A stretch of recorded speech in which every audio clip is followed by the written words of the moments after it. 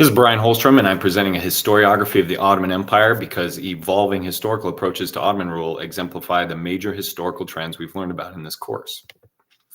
While the Ottoman Empire lasted over 6 centuries, I'm focusing on historiography over the waning phases of this empire, its collapse, and modern historiography up to present.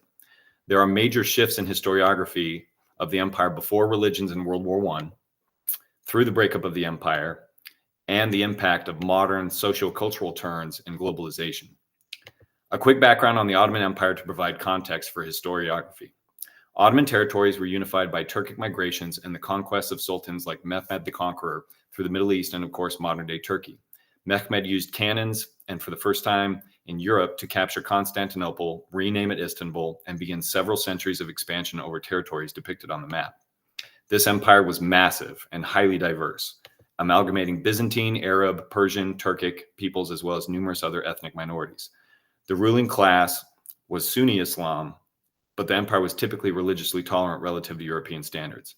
At its zenith in the 16th century, the Ottoman Empire flourished as a conduit of Afro-Eurasian trade via the so-called Seven Seas, connections to the Silk Route, and access to the Indian Ocean.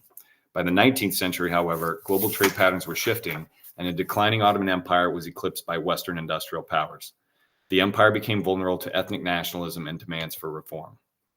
Historical approaches to the Ottoman Empire in the 19th century were clearly impacted by the empire's identity crisis that it would eventually topple the old regime. As ethnic nationalism began to break the empire, many Ottoman leaders sought to forge a new Ottoman nationalism through westernization of the empire, secular law, technological advancements, and constitutional reforms.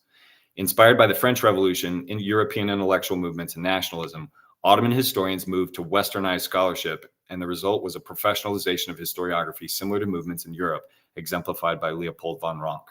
This has been called the Ottoman Empire's Rankian moment. By the turn of the 20th century, progressive Ottoman historians demonstrated a Whiggish perspective towards modernity, liberalism, and constitutional reformism to promote patriotic Ottoman citizens with a collective reformed identity. Check out this 1908 postcard celebrating the Young Turks Revolution and the restoration of constitutional government. It utilized a lot of imagery and language from the French Revolution, but that's another story.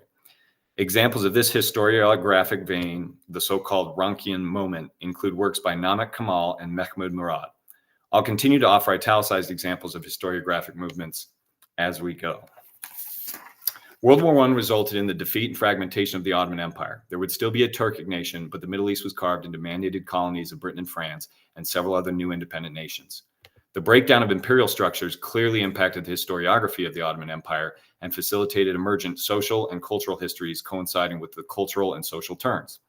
Many works centered on various ethnic minorities: Armenians, Albanians, Shiite Muslims, and Sephardic Jews, among others.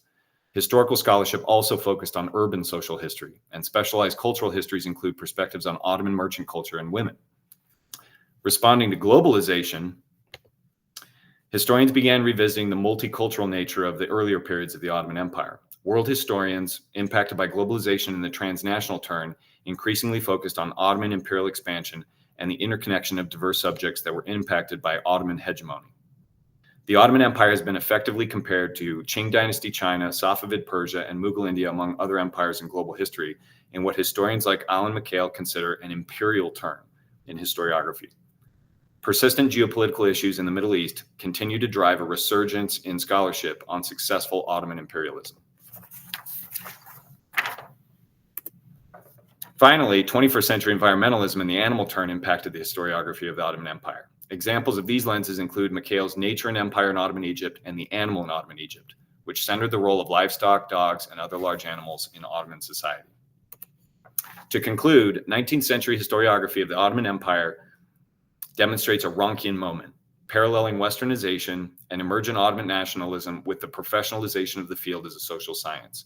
Following world wars, fragmentation, and decolonization, new methodologies aligning with social and cultural turns are apparent, and modern transnational and environmental turns are revisiting Ottoman imperial rule before its period of decline. Future research into the Ottoman management of multi-ethnic territories may offer greater insights into current socio-political conflicts in the Middle East, and environmental lenses towards, for instance, the scarcity of fresh water and the propensity of oil may contribute to our understandings of modern ecological issues now happening on a global scale. Thanks for joining me on this journey through historiography of the Ottoman Empire. It's been a pleasure to take part in this course and learn from all the interactions I've had with you all. Don't hesitate to reach out to me down the road. Thanks again.